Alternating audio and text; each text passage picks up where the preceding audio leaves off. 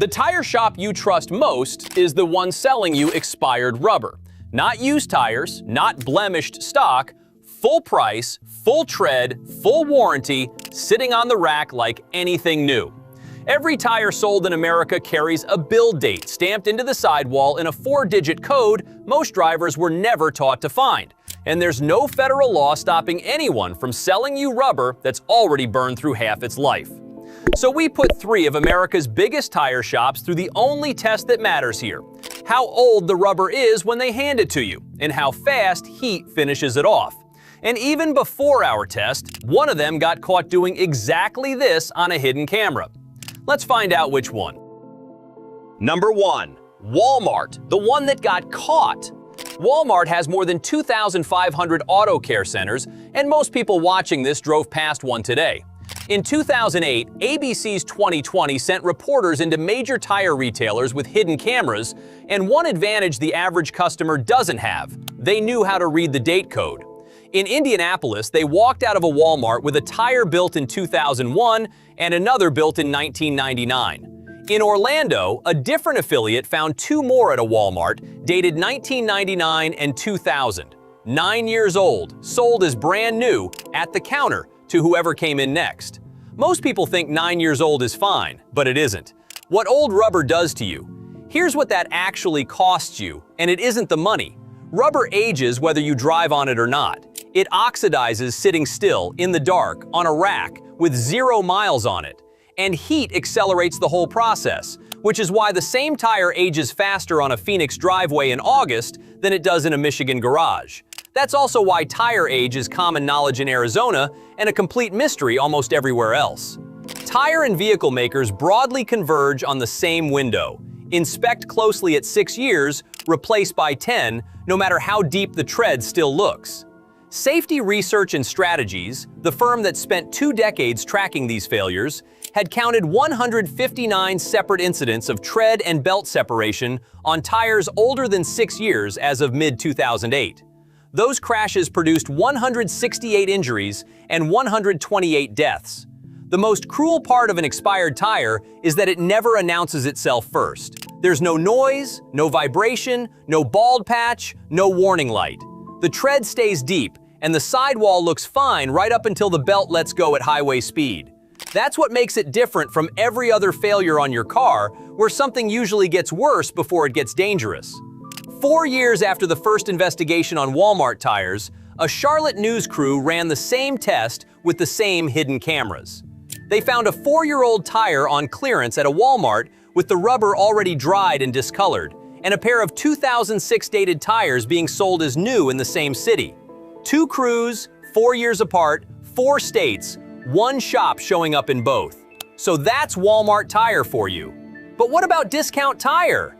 Well, it surprised me the most. Number 2, Discount Tire, the one that put a limit in writing. Discount Tire surprised me the most because it's the one most drivers already defend the hardest. Discount Tire publishes something almost nobody else in this business will put in writing. Their own guidance tells you to replace your tires at 6 years old regardless of tread depth. And they go further than advice. They won't service a tire that's more than 10 years old. They'll refuse the job and hand it back to you. Listen to that again with the first section in mind. A shop that turns away your business over a date code is a shop that has to care what date codes say on its own shelves. You can't enforce a rule at the bay door and ignore it at the loading dock. But there's some bad news for you if you already got impressed by Discount Tire. Where Discount Tire still slips. Refusing to service a tire with expired rubber doesn't make them spotless, and anybody who's bought from them knows it. Customers do find date codes 18 and 20 months old on sets they picked up, and the complaints are easy to find. Part of that is inventory reality. Discount Tire carries far fewer tires on site than it used to, so a lot of orders ship in from a distribution center, and a warehouse can sit on a slow size for a year. A 20-month-old tire is still a 20-month-old tire, and you paid new money for it. But there's a difference between a shop with slow stock and a shop that'll sell you rubber from a decade ago. One is an inventory problem, the other is a decision. Discount Tire's failure mode cost you a year and a half of tread life. The one we opened with cost people considerably more than that, and the difference between those two numbers is the whole video. Then there's the one with the deepest bench, and it deserves the credit before it gets the question. Number 3. Firestone. Firestone Complete Auto Care has been doing this since 1926. More than 1,700 locations, around 4,000 ASE certified technicians, alignments and brakes and diagnostics under the same roof as the tire rack. If your car needs actual work and not 4 corners of rubber alone, this is the most capable shop of the 3 by a wide margin. That's not a hedge.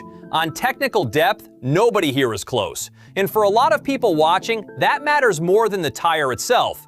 When you're 70 and something starts making a noise, you want the shop that can find it and fix it in one visit, not the one that can only sell you rubber.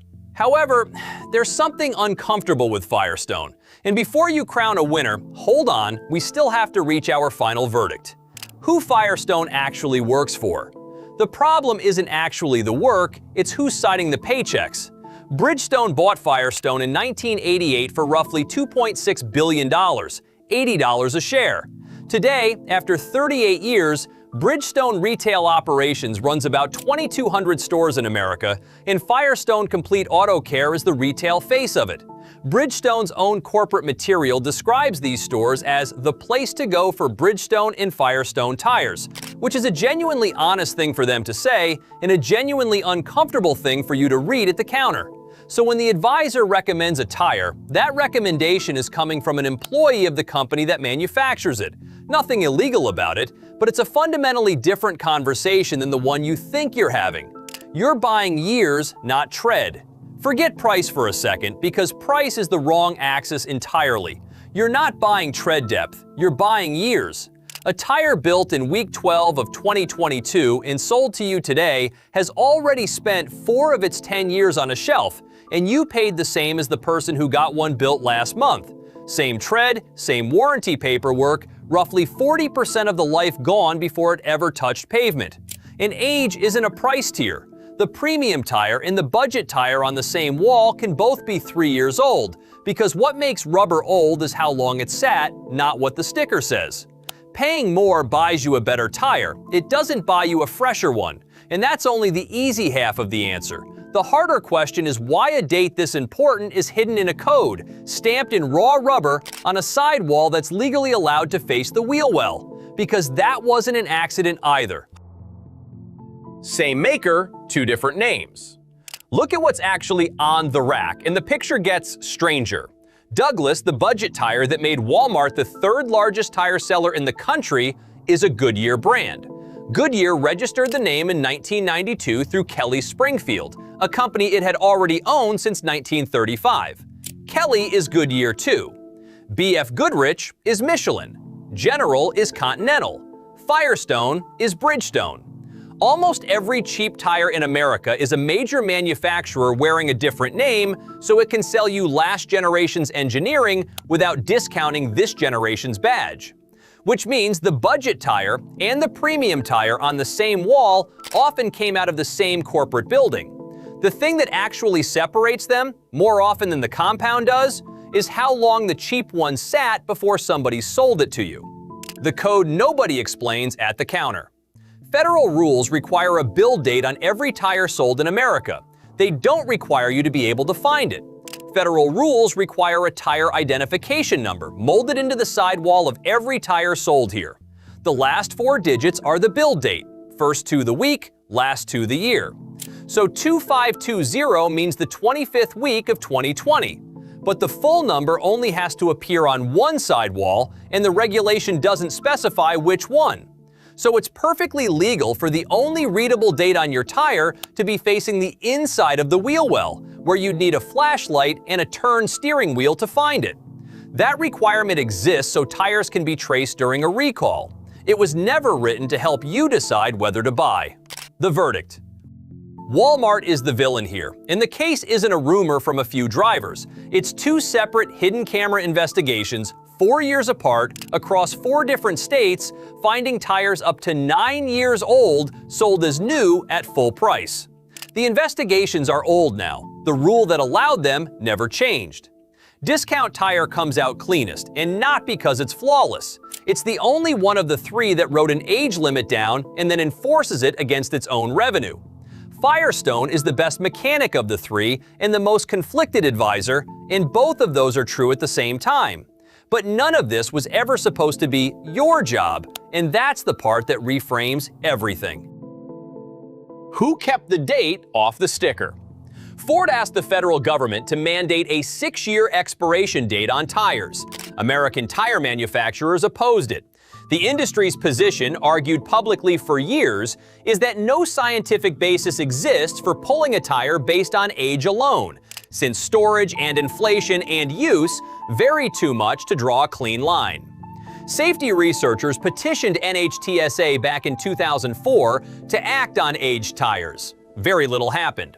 That's why there's still no federal maximum age for selling a tire as new in the United States. Not an oversight. A position argued and won, and you've been paying for it at the counter ever since. What to do before you pay. Here's what to actually do, and it costs you nothing. Before anyone mounts anything, ask to see the DOT code on all 4 tires. Not the box, the sidewall. Last 4 digits. Anything more than 2 years old, tell them to find you a fresher set. And watch how fast they can when you ask. If a shop won't show you the code or acts like it's a strange request, that tells you what you needed to know about the shop. Then go check your spare tonight. It's the tire nobody ever looks at, it's usually the oldest rubber on the vehicle, and it's the one you'll be relying on at the exact moment everything else has already gone wrong. Now you can read it, so go out to the driveway, find the last 4 digits, and tell me what year comes back. I'm eagerly waiting for your comment. And if you've been going to the same shop for 20 or 30 years and they've never once steered you wrong, say so below, because those places still exist and they deserve the name check.